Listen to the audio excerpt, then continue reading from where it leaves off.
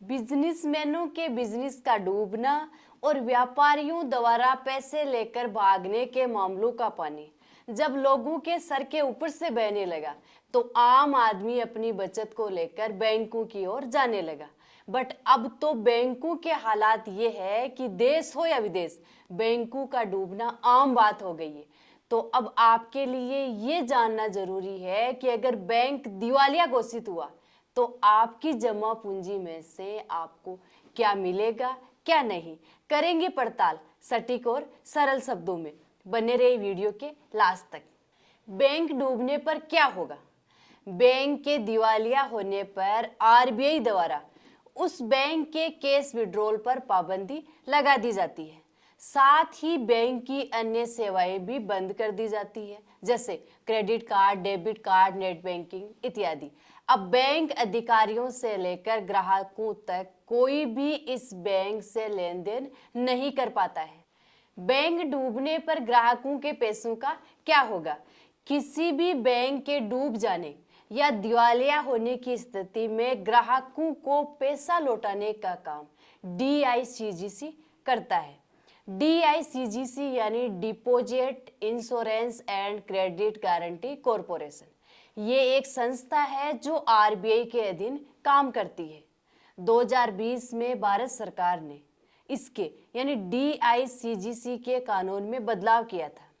बदलाव ये था कि इस कानून के तहत बैंक में जमा राशि की गारंटी 5 लाख तक कर दी गई है। मतलब अब किसी भी भारतीय बैंक में ग्राहक की डिपॉजिट राशि का अधिकतम 5 लाख तक का इंश्योरेंस रहेगा। सरल शब्दों में समझे तो किसी भी बैंक के डूब जाने के बाद आरबीआई के द्वारा जिस तारीख को बैंक को बंद किया जाता है उस तारीख तक ग्राहक द्वारा उस बैंक में जमा मूल राशि और ब्याज दोनों को मिलाकर अधिकतम 5 लाख तक वापस दिया जाएगा। और अगर ग्राहक की जमा राशि 5 लाख से कम है तो फिर उस ग्राहक को पूरा पैसा वापस दिया जाएगा। तो चलिए इसको एक उदाहरण से समझते हैं। मान लीजिए किसी ग्राहक ने बैंक में 10 लाख रुपए जमा करवा रखे हैं और ब्याज बन रहा है 1 लाख, तो उस ग्राहक की बैंक में कुल बकाया राशि हो गई 11 लाख।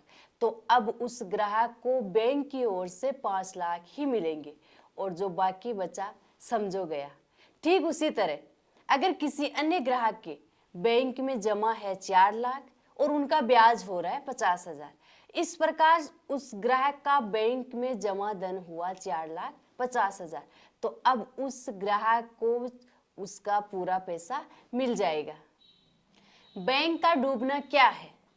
अगर कोई भी बैंक ऐसी स्थिति में पहुंच जाए कि रेगुलेटरी द्वारा उसे बंद करने का फैसला लेना पड़े तो उसे बैंक फेलियर यानी बैंक का डूबना कहते हैं। किसी भी देश की सेंट्रल बैंक के पास ये अधिकार होता है कि वह किसी भी बैंक को बंद करने का फैसला ले सकती है।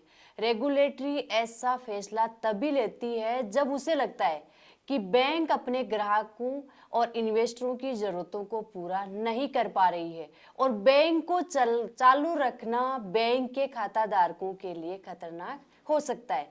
तो ऐसी स्थिति में बैंक को दिवालिया घोषित कर दिया जाता है। तो चलिए अब जानते हैं कि अगर बैंक डूब गया तो ग्राहकों को पैसा कौन देगा। किसी भी बैंक के डूब जाने या फिर दिवालिया हो जाने के बाद ग्राहकों को पैसा देने का काम डीआईसीजीसी करता है। डीआईसीजीसी मतलब deposit insurance and credit guarantee corporation. ये एक आरबीआई के स्वामित्व वाली एजेंसी या संस्था है। देश के सभी बैंकों को इस संस्था के अंतर्गत रजिस्टर किया जाता है। साथ ही ऐसी विदेशी कंपनी जिनकी ब्रांच भारत में कार्यरत है वह भी इस संस्था के अंतर्गत आती है।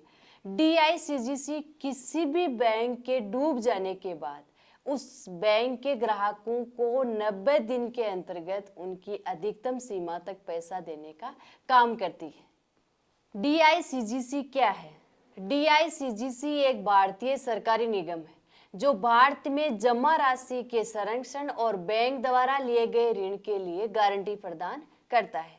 ये नियम भारतीय रिजर्व बैंक के अधीन काम करता है। इसकी स्थापना भारतीय जमा बीमा निगम अधिनियम 1961 के तहत की गई थी।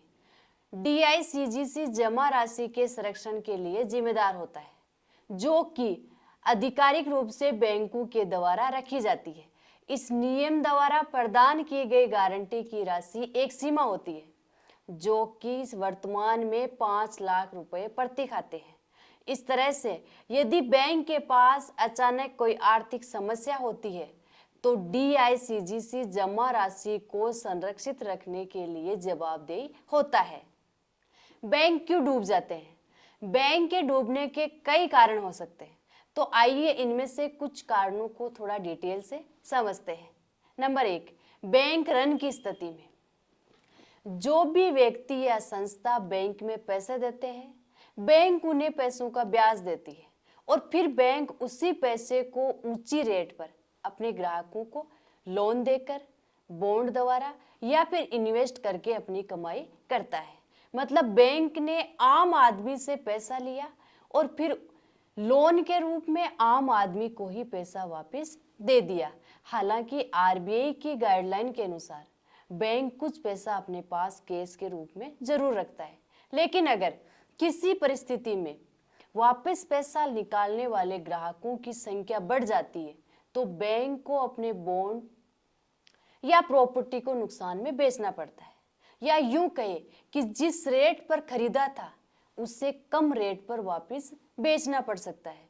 तो इस प्रकार बैंक को नुकसान हो जाता है और बैंक डूबने की स्थिति में आ जाता है।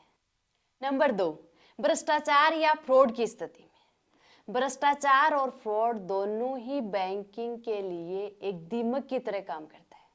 भ्रष्टाचार किसी भी बैंक की जड़ें धीरे धीरे कमजोर करता है। होता क्या है कि ऐसे बिजनेसमैन या संस्थाओं को भी अधिकतम लोन दे दिया जाता है जितनी उनकी संस्था की वैल्यू ही नहीं थी। ऊपर से कई बार उद्योगपति फ्रॉड कर जाते हैं, जिससे बैंकों के हजारों लाखों करोड़ बट्टे खाते में चला जाता है और बैंक की स्थिति कमजोर हो जाती है। नंबर 3, उचित वित्त प्रबंधन के अभाव में। किसी भी संस्था के उतार चढ़ाव में उसका वित्तीय प्रबंधन बड़ी भूमिका निभाता है। अगर किसी बैंक का वित्तीय प्रबंधन कमजोर हो और इन्वेस्ट करने में ढिलाई या लापरवाही बरती गई हो तो ये स्थिति भी बैंक के लिए घातक सिद्ध होती है। नंबर 4, आर्थिक मंदी में। बाजारों की मंदी या तेजी बैंकों को प्रत्यक्ष रूप से प्रभावित करती है। बैंक तेजी में रॉकेट की तरह ऊपर जाते हैं और मंदी में धराशायी भी हो जाते हैं, और इसका एक उदाहरण भी है 1929 की महामंदी, जिसमें हजारों बैंक डूब गए थे। इससे संबंधित अगर कोई आपका और सवाल हो, जैसे एक ही बैंक में आपके 2 अकाउंट हो, या फिर अलग अलग बैंकों में आपके अलग अलग अकाउंट हो, या फिर आपने PPF में इन्वेस्ट कर रखा हो, तो आपके पैसों का क्या होगा? अधिक जानकारी के लिए अभी लॉगिन करें www.publicguide.in और लिंक इसका डिस्क्रिप्शन में है। जय हिंद।